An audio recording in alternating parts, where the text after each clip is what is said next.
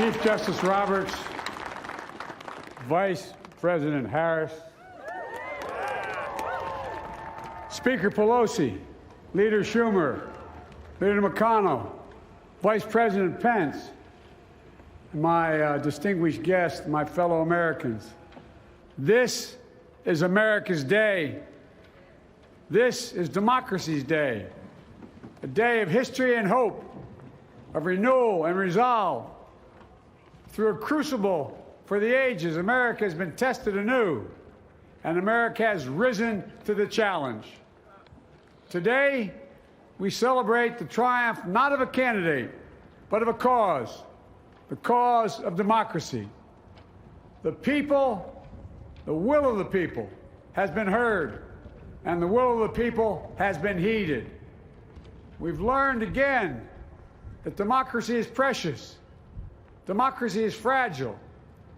And at this hour, my friends, democracy has prevailed. So now, on this hallowed ground where just a few days ago, violence sought to shake the Capitol's very foundation, we come together as one nation, under God, indivisible, to carry out the peaceful transfer of power as we have for more than 2 centuries. As we look ahead in our uniquely American way, restless, bold, optimistic, and set our sights on the nation we know we can be and we must be. I thank my predecessors of both parties for their presence here today. I thank them from the bottom of my heart. And I know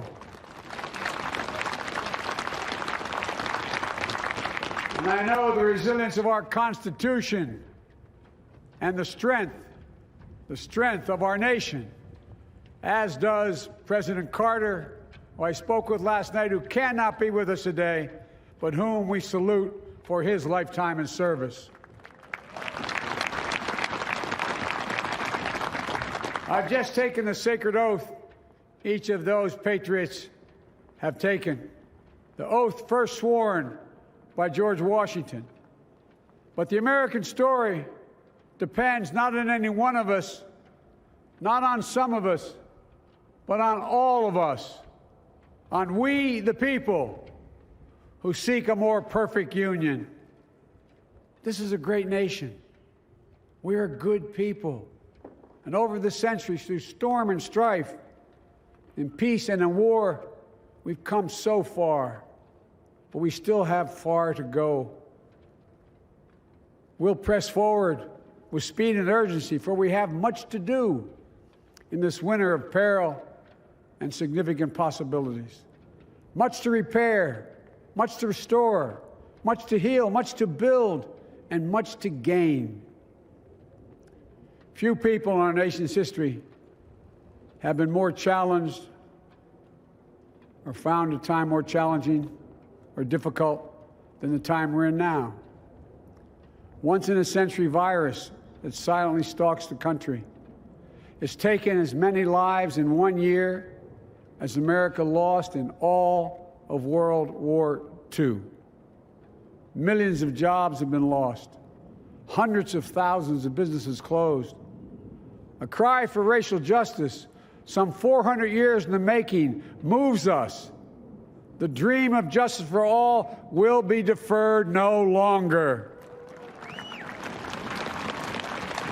A cry for survival comes from the planet itself, a cry that can't be any more desperate or any more clear. And now, a rise of political extremism, white supremacy, domestic terrorism, that we must confront and we will defeat.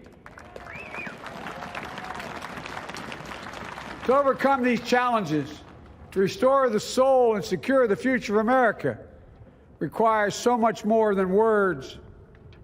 It requires the most elusive of all things in a democracy: unity. Unity. In another January, on New Year's Day in 1863, Abraham Lincoln signed the Emancipation Proclamation. When he put pen to paper, the president said, and I quote, If my name ever goes down into history, it'll be for this act, and my whole soul is in it. My whole soul is in it. Today, on this January day, my whole soul is in this, bringing America together, uniting our people, uniting our nation. And I ask every American to join me in this cause.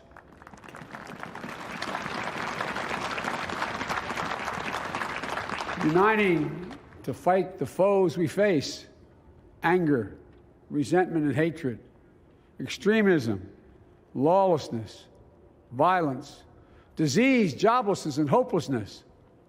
With unity, we can do great things, important things. We can right wrongs. We can put people to work in good jobs. We can teach our children in safe schools. We can overcome the deadly virus. We can reward work and rebuild the middle class and make health care secure for all. We can deliver racial justice, and we can make America once again the leading force for good in the world. I know speaking of unity can sound to some like a foolish fantasy these days. I know the forces that divide us are deep and they are real. But I also know they are not new. Our history has been a constant struggle between the American ideal that we're all are created equal and the harsh, ugly reality that racism, nativism, fear, demonization have long torn us apart. The battle is perennial, and victory is never assured. Through Civil War, the Great Depression, World War, 9/11, through struggle, sacrifice, and setbacks, our better angels have always prevailed. In each of these moments, enough of us have come together to carry all of us forward. And we can do that now. History, faith, and reason show the way of unity. We can see each other not as adversaries, but as neighbors. We can treat each other with dignity and respect. We can join forces, stop the shouting, and lower the temperature. For without unity, there is no peace, only bitterness and fury. No progress, only exhausting outrage. No nation, only a state of chaos. This is our historic moment of crisis and challenge, and unity is the path forward. And we must meet this moment as the United States of America. If we do that, I guarantee you we will not fail. We have never, ever, ever, ever failed in America when we've acted together. And so today, at this time, in this place, let's start afresh, all of us. Let's begin to listen to one another again, hear one another, see one another, show respect to one another. Politics doesn't have to be a raging fire, destroying everything in its path. Every disagreement doesn't have to be a cause for total war. And we must reject the culture in which facts themselves are manipulated and even manufactured.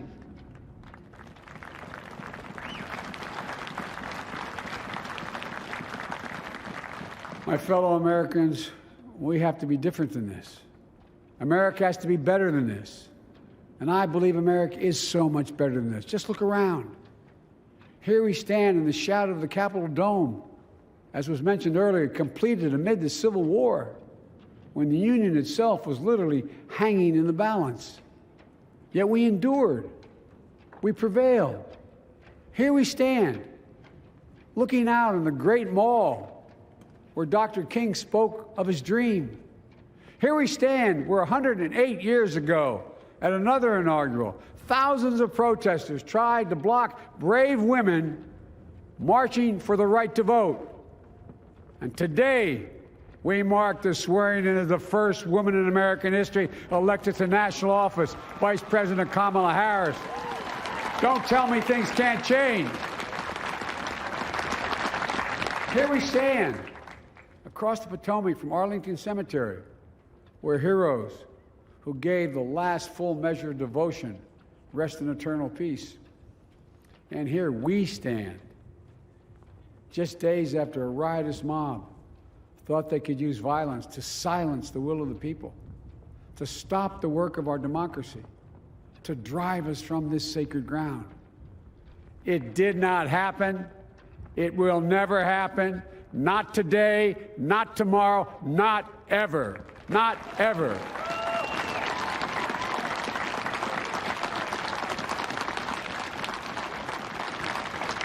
To all those who supported our campaign, I'm humbled by the faith you've placed in us.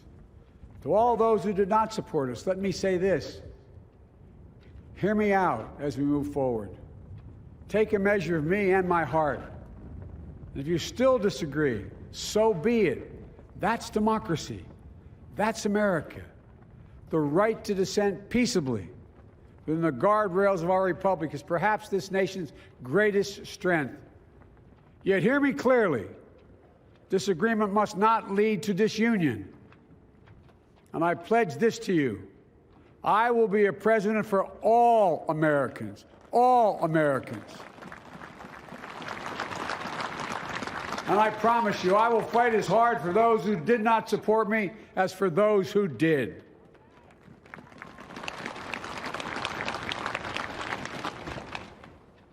Many centuries ago, St. Augustine, a saint of my church, wrote that a people was a multitude defined by the common objects of their love. Defined by the common objects of their love. What are the common objects we as Americans love that define us as Americans? I think we know. Opportunity, security, liberty, dignity, respect, honor, and yes, the truth. Recent weeks and months have taught us a painful lesson. There is truth and there are lies. Lies told for power and for profit. And each of us has a duty and a responsibility as citizens, as Americans, and especially as leaders.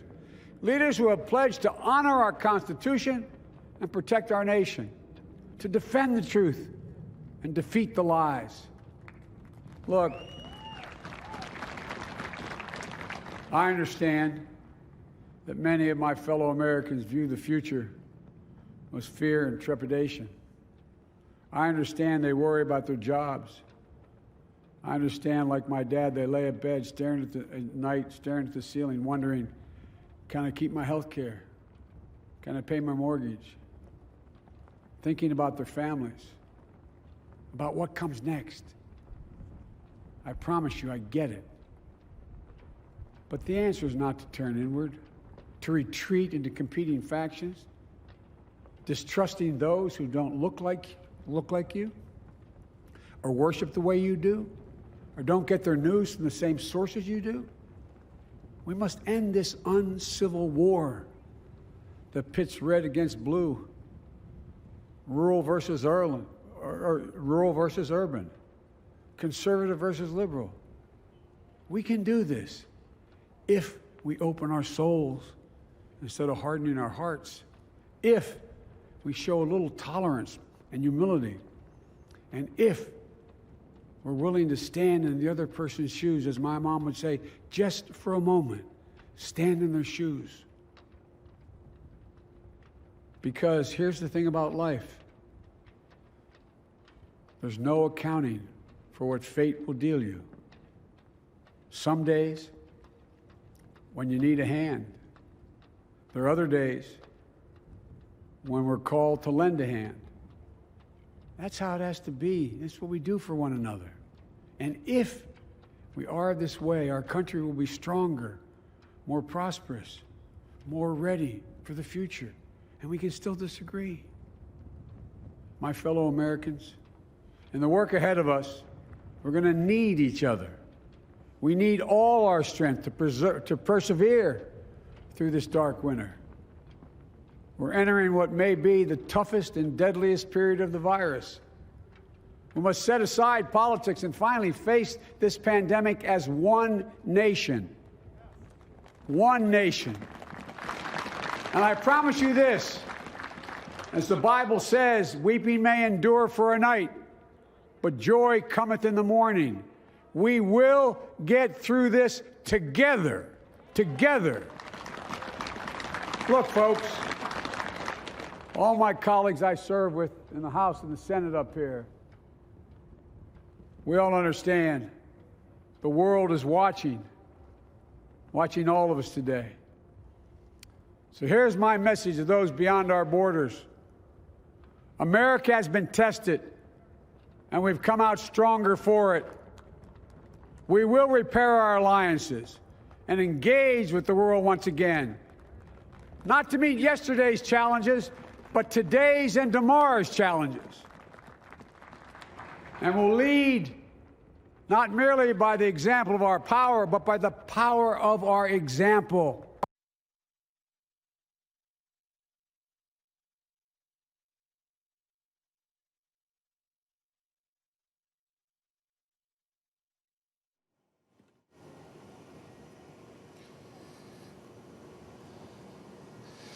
Apologies, an interruption in this inauguration speech from Joe Biden. Just had his message to the world. America has been tested. We will repair our alliances. We can go back now. 100,000 fellow Americans, moms, dads, husbands, wives, sons, daughters, friends, neighbors, and co-workers. We'll honor them by becoming the people and the nation we know we can and should be.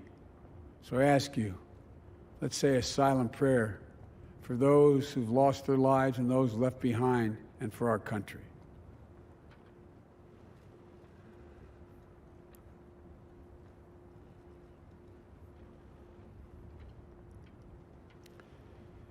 Amen.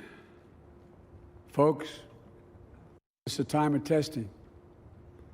We face an attack on our democracy and on truth, a raging virus, growing inequity, the sting of systemic racism, a climate in crisis, America's role in the world. Any one of these would be enough to challenge us in profound ways. But the fact is, we face them all at once, presenting this nation with one of the gravest responsibilities we've had. Now we're going to be tested. Are we going to step up, all of us? It's time for boldness, for there's so much to do. And this is certain. I promise you, we will be judged, you and I, by how we resolve these cascading crises of our era. We will rise to the occasion is the question. Will we master this rare and difficult hour? Will we meet our obligations and pass along a new and better world to our children? I believe we must. I'm sure you do as well. I believe we will. And when we do, we'll write the next great chapter in the history of the United States of America, the American story. A story that might sound something like a song that means a lot to me. It's called American Anthem. There's one verse that stands out, at least for me, and it goes like this. The work and prayers of century have brought us to this day. What shall be our legacy? What will our children say? Let me know in my heart when my days are through. America, America, I gave my best to you. Let's us add our own work and prayers to the unfolding story of our great nation. If we do this, then when our days are through, our children and our children's children will say of us, they gave their best, they did their duty, they healed a broken land. My fellow Americans, I close the day where I began, with the sacred oath. Before God and all of you, I give you my word. I will always level with you. I will defend the Constitution. I'll defend our democracy. I'll defend America. and will give all of you, keep everything I do in your service, thinking not of power, but of possibilities, not of personal interest, but the public good. And together we shall write an American story of hope, not fear, of unity, not division, of light, not darkness, a story of decency and dignity, love and healing, greatness and goodness. May this be the story that guides us, the story that inspires us, and the story that tells ages yet to come that we answered the call of history. We met the moment. Democracy and hope, truth and justice did not die on our watch but thrived. That America secured liberty at home and stood once again as a beacon to the world. That is what we owe our forebears, one another, and generation to follow. So, with purpose and resolve, we turn to those tasks of our time, sustained by faith, driven by conviction, and devoted to one another and the country we love with all our hearts. May God bless America, and may God protect our troops. Thank you, America.